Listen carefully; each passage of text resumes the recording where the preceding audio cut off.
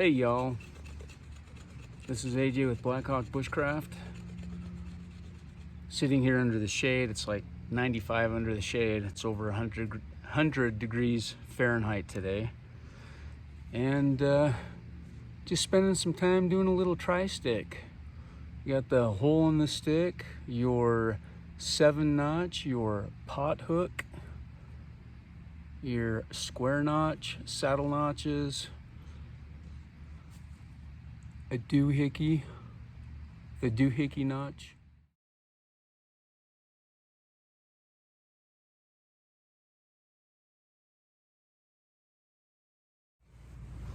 Might as well enjoy a good snack while we're out here, right? These are the seed pods of the Imperial Honey Locust. Okay. And if you've never tried honey locust seed pods, you don't know what you're missing. These little guys right here.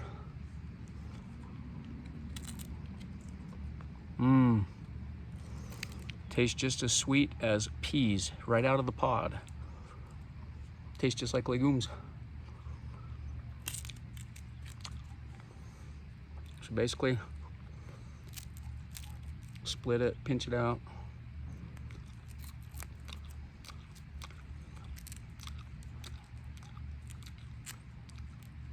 Right there.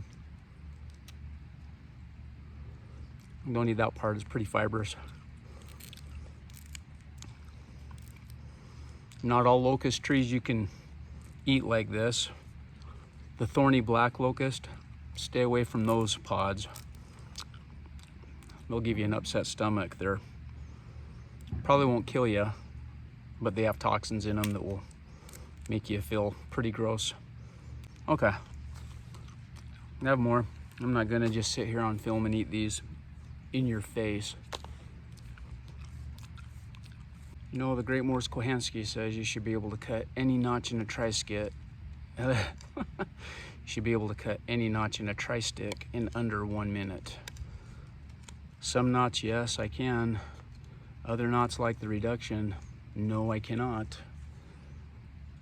They take a little bit of time. In fact, I don't even think Morris a lot of the time was able to carve all of his notches in a minute and under, at least based on the video footage I've seen.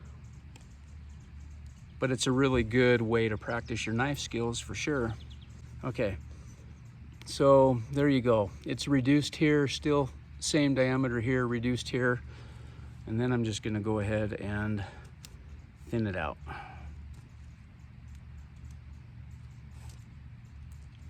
To the diameter it needs to be on both sides.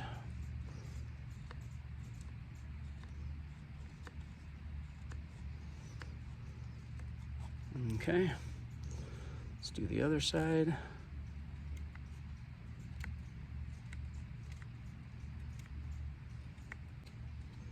This is why I love knives that do not have a very pronounced guard. It allows me to choke right up on it. Yeah, I know somebody's gonna probably add some comment in the comment section, another SE fanboy, why I need to have a thumb guard or a finger guard on my knives, and why they need to be in 1095 still, why they need to have jimping, and really crappy 1095 traction coating. Okay, there you've got yourself a little bit of a reduction, not the cleanest reduction, but one that would work. And why might you need a reduction, you may ask? Well, I'll show you why. If you needed to set up a tarp, one thing you could do is just break it on the end, clean off that end like this. As long as you're paying attention to the diameter of your grommets, and you can have yourself a nice peg to put in the grommet. If this was a longer pole, obviously, and yeah, there you go. And I've managed to ruin my tri-stick now. But whatever, that's why it's called a tri-stick. So yeah, it's a lot of fun to have little, grab yourself a piece of willow, get yourself your favorite knife and go out and try some tri-sticking.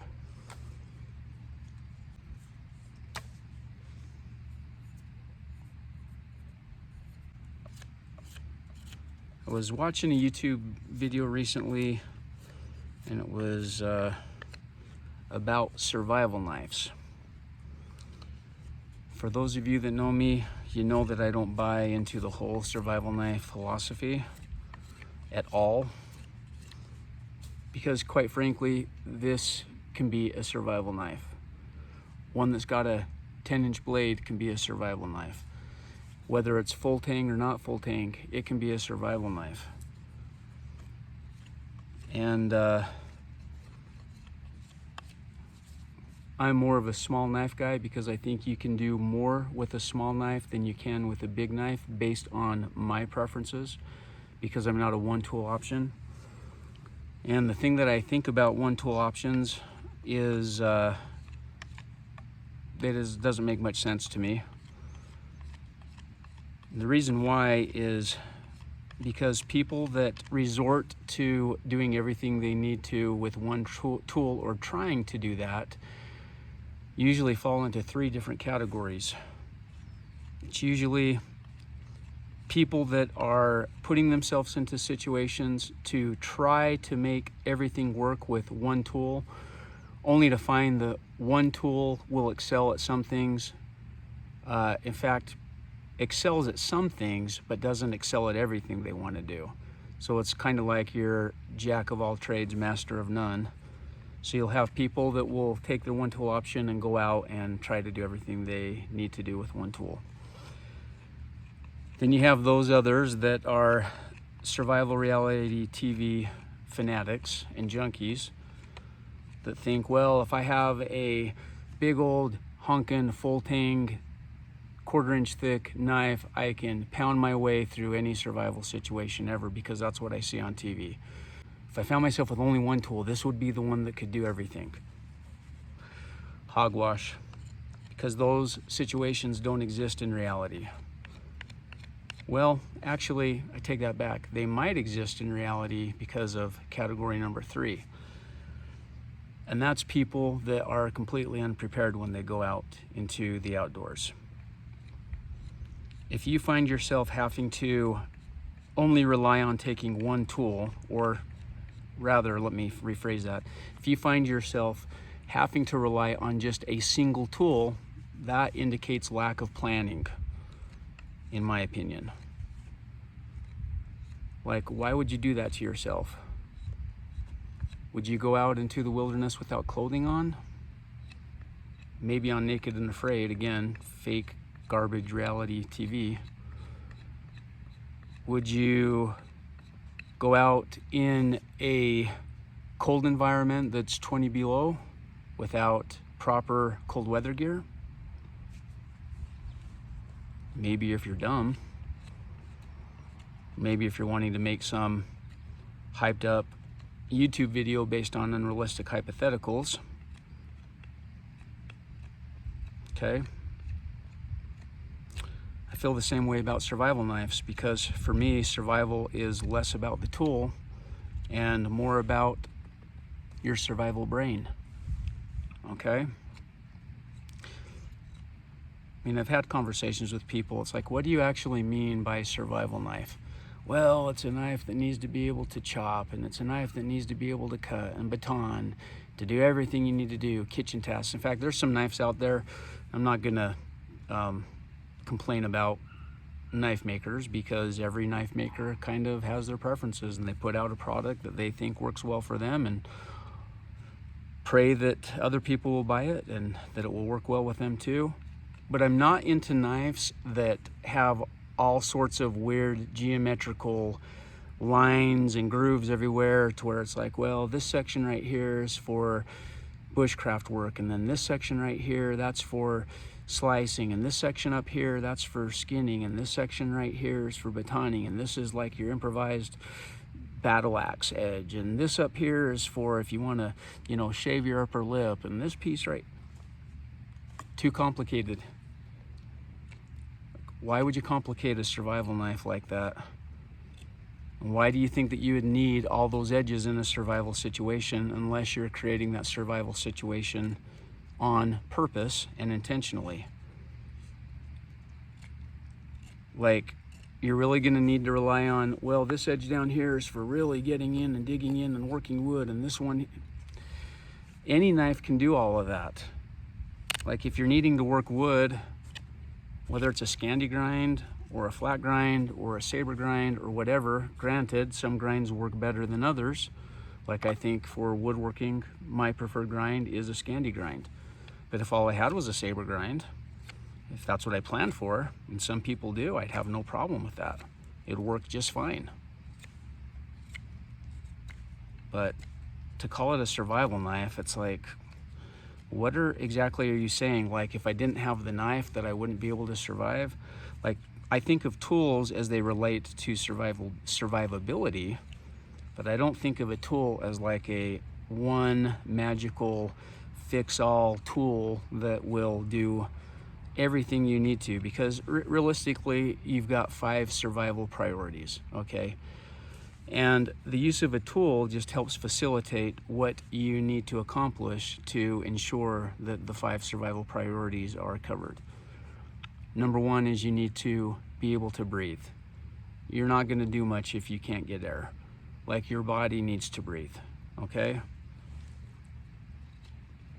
I'm not sure how a knife is going to help that, because we just pretty much breathe automatically until we find ourselves not breathing. And then we are like, oh crap, I can't breathe. A good example of that is if you're swimming underwater without any type of air tank or ability to breathe underwater, you can only hold your breath so long before your body is basically saying, hey, you need to go up to the surface and get some air. What is a knife going to be able to do for anything like that, survival-wise? Very little, okay? What about core body temperature? That's where I can say, like, yeah, okay, I can see how a tool could fit into that survival priority. I can use a knife to simplify fire making in some regard, not all the time. Like, even if you didn't have a knife, if you know what you're doing based on your knowledge up here, you can get by just fine with maintaining core body temperature using fire as a resource, okay? Shelter. Having a knife to be able to create shelter and to facilitate shelter building, I can see that. But then why not just refer to a knife as a knife and the shelter as a survival shelter in all cases? You don't ever hear anybody doing that. It's like, oh, I'm gonna take my tarp, or I'm gonna take this, or, you know, I've got my backpack. I'm gonna dress appropriately. Why don't we refer to those things as survival coats and survival shirts and survival pants, survival long johns, survival gloves? Okay, they're all things that promote that survival priority, which is core body temperature, but yet we don't refer to those things as branded as survival things. Okay, just think about it too. All of you live in some type of a home or an apartment or something, would be my guess. The majority of you, even if you were in remote locations. Okay, look at the Maasai tribe in Africa, living in huts, some type of a shelter to keep them out of the elements. Okay, keep them safe from predators. Why do we not refer to our apartment as a survival apartment, or our home as a survival home? Or we get in bed and we use covers and sheets. Why don't we refer to those as survival sheets and survival blankets? I'll tell you why. Because the term survival knife is more to hype up a tool to get sales and make everybody think that if I have this one tool, I can survive, or if I don't have it, I'm going to surely die, which isn't factual at all. Okay? Third survival priority is water. Okay? So air, you have to breathe, you have to maintain core body temperature, you need water, okay? What can a knife do to help you gather and procure water? think about that. I'll wait.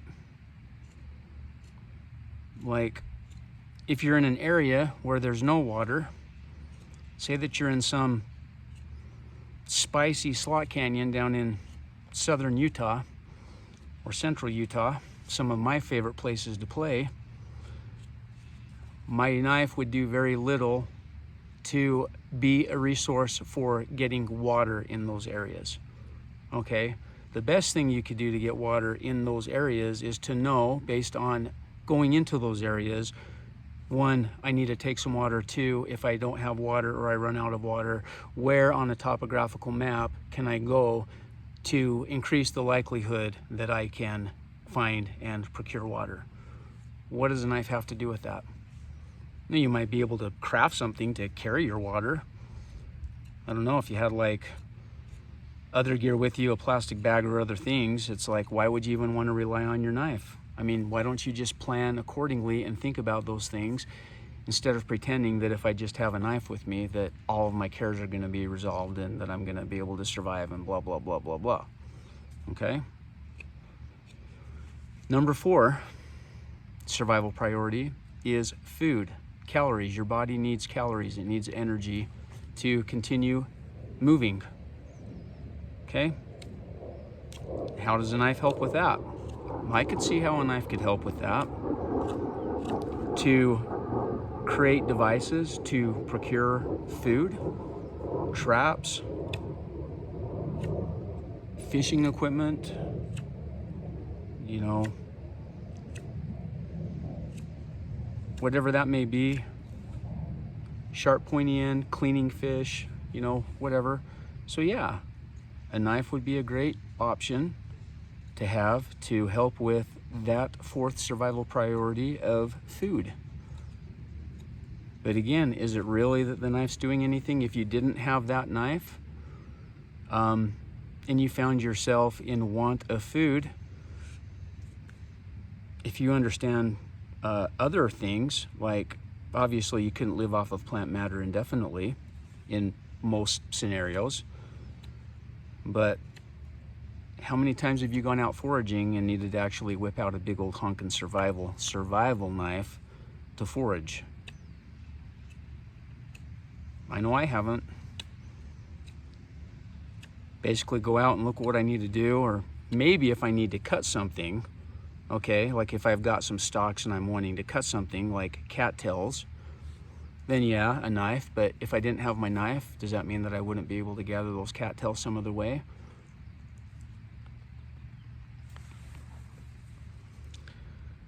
What about the 5th survival priority of rest?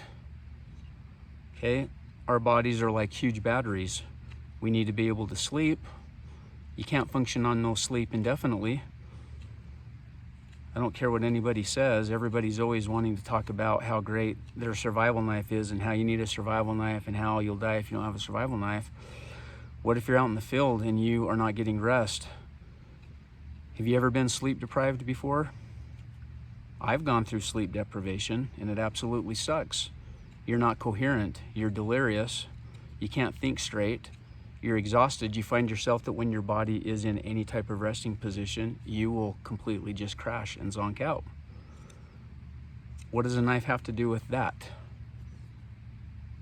All of you out there that have your big trusty survival knife, well, maybe if you're, I don't know, sure, you could use it to help make something more comfortable, to craft something related to sleep.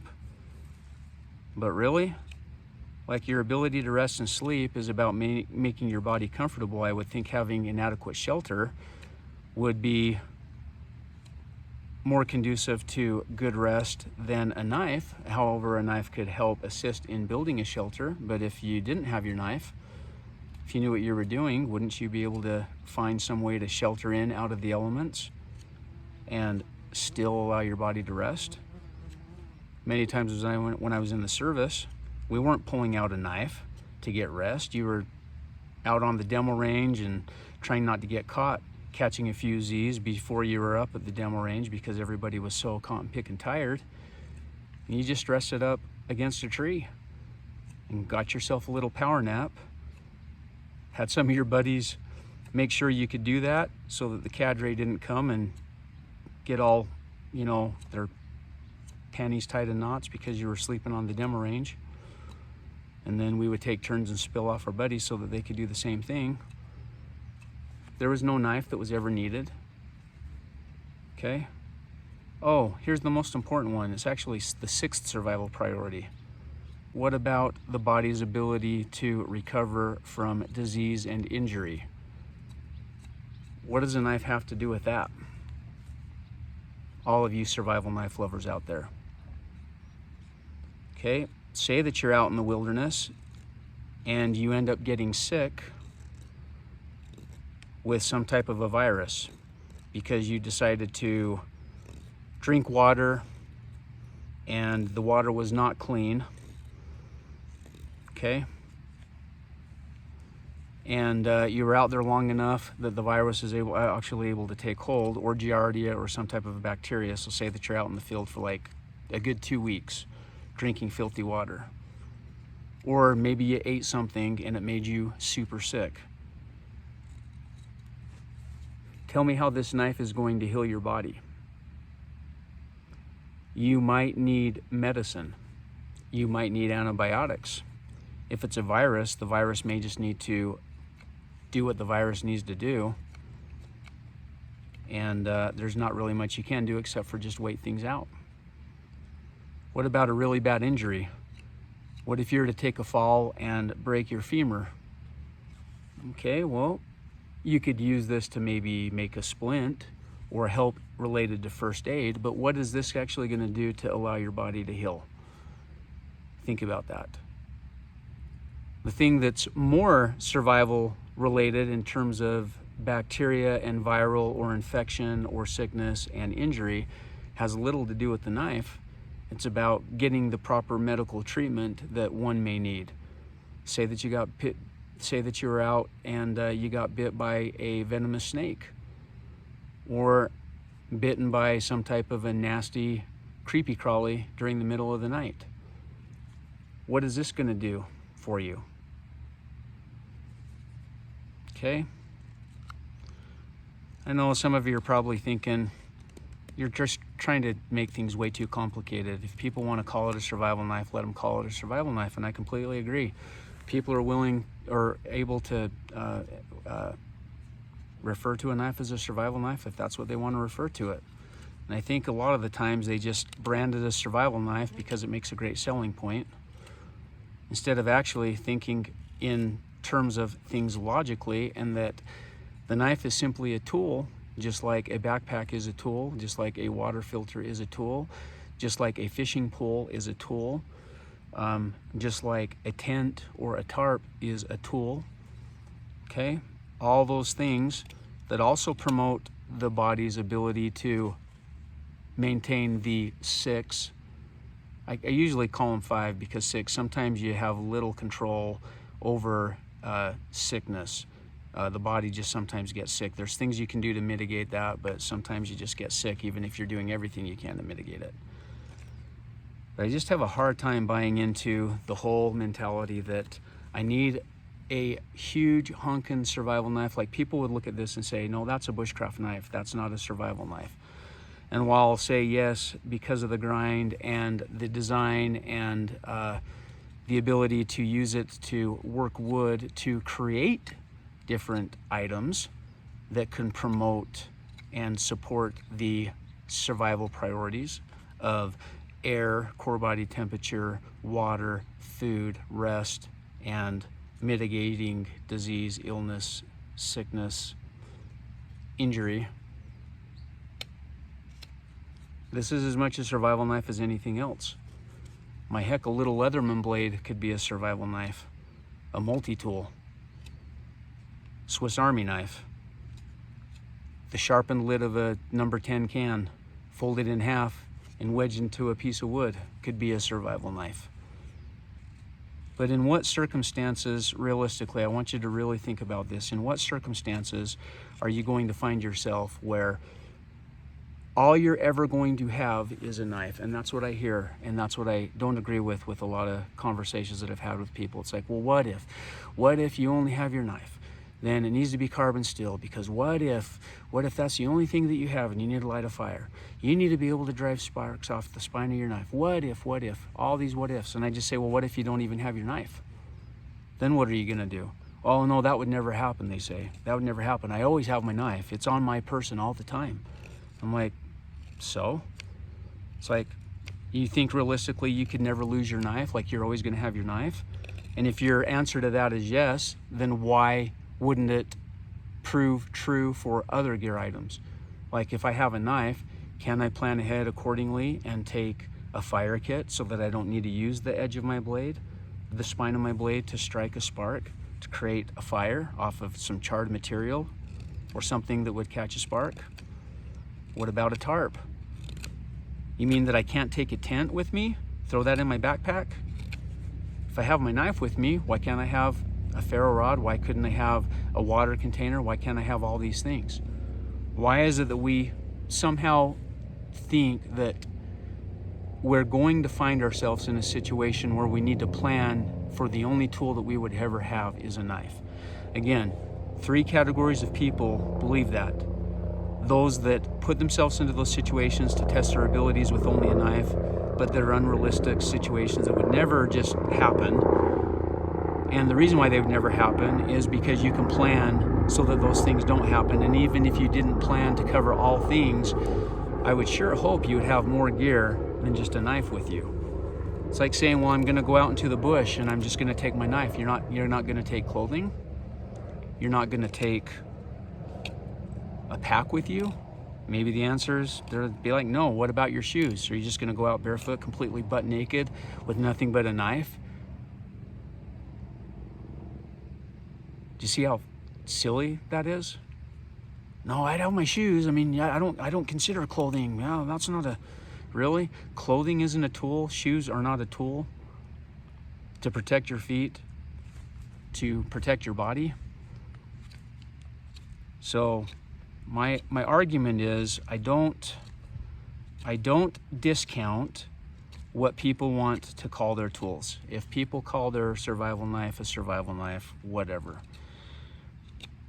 Where I draw the line is for people to try to convince me that somehow that knife is the magical fix-all, end-all tool that needs to have, you know, a specific size, a specific thickness, a specific length, specific steel, specific handle material, whatever it may be.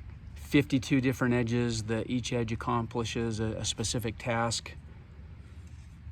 Nope. Never gonna convince me. And it's not just because I'm being obstinate, it's just because of the way that I think about survival, which I'm not saying is the right way. People are welcome to think about survival the way that they need to, and some people, quite frankly, think about, like, if I'm going into the woods, I need a knife that could pound myself through a cinder block wall if I need to. And that's great. I guess the way that I would think about it is, do you really need to pound through a cinder block wall?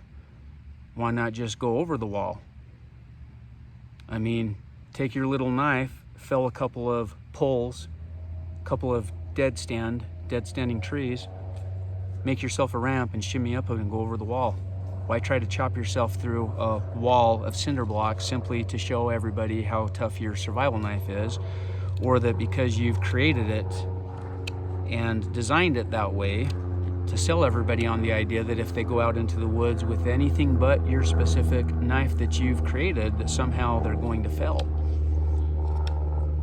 Again, I don't want to call out knife makers because, you know, whatever, but a good example of that with a knife that I've never liked is the Tom Brown tracker knife. I just don't care for that particular knife. Now, other people may really love it, and a lot of people say, well, have you even tried the knife? I'm like, yeah, I have, and it's a freaking boat anchor. You wear the full-size tracker knife on your hip, well, then you just need to carry it Baldric style, or oh, you just need to do this or your pack or whatever. And that's when they start promoting to carry a knife in your pack. And I'm like, well, you're the same people that say not to carry the knife in your pack, because if you climb up a mountain and you drop your pack, then you don't have your knife anymore. And then you're certainly going to face death because you don't have your knife.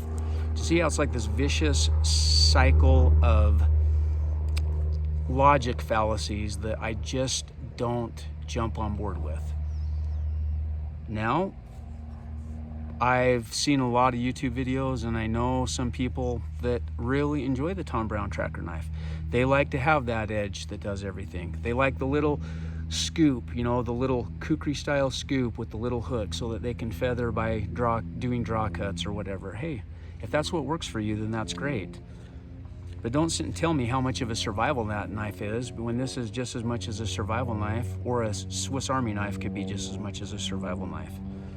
Like, you don't even need a full tang knife, for heaven's sakes. Everybody that tries to sell you on the idea that you need a full tang knife because somebody said this, who's happened to be a survival instructor, or somebody said that happens to have a channel of 1 million subscribers on YouTube, or somebody said this, that, oh, that, or whatever, you know. It's like, you really don't. There's been many civilizations that have been using non-full tang knives since forever, and they've done just fine. Why aren't those civilizations extinct? Maybe because the survivability had less to do about the tool and more about their knowledge of how to use a tool, okay? What about an axe for all of you axe lovers out there? I want you to ask yourself the question, how many of you actually have a full tang axe? Maybe some of you have switched over to a full tang axe. I don't use a full tang axe. I have a little Hultafors. I have a Fiskars X7, which I really like, which is really just the head of an axe that is molded or cemented in like a polymer. I can beat the tar out of that thing, and I don't ever worry about that thing breaking. That's not full tang. It's got a hollow handle, for heaven's sakes, at the bottom. So why do people have no problem promoting that you can get away with those non-full tang items? Because especially with the axe, like, oh, but you want an axe that's not full tang, because if you do, then, you know, hogwash. So that's my opinion on survival knives. I think that any knife that you have can technically be classified as a survival knife, in as much as it promotes your ability to maintain the 5 most important survival priorities: being able to breathe, being able to maintain core body temperature, being able to hydrate yourself, water, calories, food, and also rest. And then the 6th one that you can mitigate as much as you can, but sometimes there's just not much you can do, is the body's ability to recover from illness and injury. So I hope I've given you something to think about. I'm open to all types of comments, even the trolls. I had a video that I put out, actually it was a short, and had somebody that was really offended because I disagreed with them on a particular knife company and a knife brand that they tried to push in a very subjective narrative that it is the only knife that there is that is a knife that is a must-have for survival because of the design and the still and the jimping and the specific company that had been in business for over 20 years. And anyways, I responded and completely unraveled their argument, then felt really bad after doing that, because I probably should have been more kind and just learn not to feed the trolls. But hey, trolls are good for the algorithm. They drop the comments in, and that's a good thing for the YouTube growth. So even on my channel, trolls are welcome. So anyways, I've about whittled this stick down to nothing. I just keep, you know, cutting and cutting, and then making sharp points, and then rounding them off. This video's been going on for 40+ minutes now. Probably some of you are going to be really bored. May not even be to the end of this video. May have decided to move on to greener pastures. So anyways, this is AJ with Blackhawk Bushcraft. Thank you so much for joining. I appreciate all of your comments. I appreciate the channel support, all that you do to motivate me to keep doing what I'm doing, which is mostly just as a YouTube hobby more than anything else. But it's fun and it's enjoyable, and I've made some great friendships along the way. So for all of you out there, have a great day. Talk to you later. Hey, take a look at this after all that carving. You might not even be able to see it on my blonde hairs. But even after all of that whittling, oh, you probably saw that. I'm gonna have bald arms. My wife's gonna say, you've been testing the edge of one of your knives again, haven't you? And I'm gonna say, yes, I have.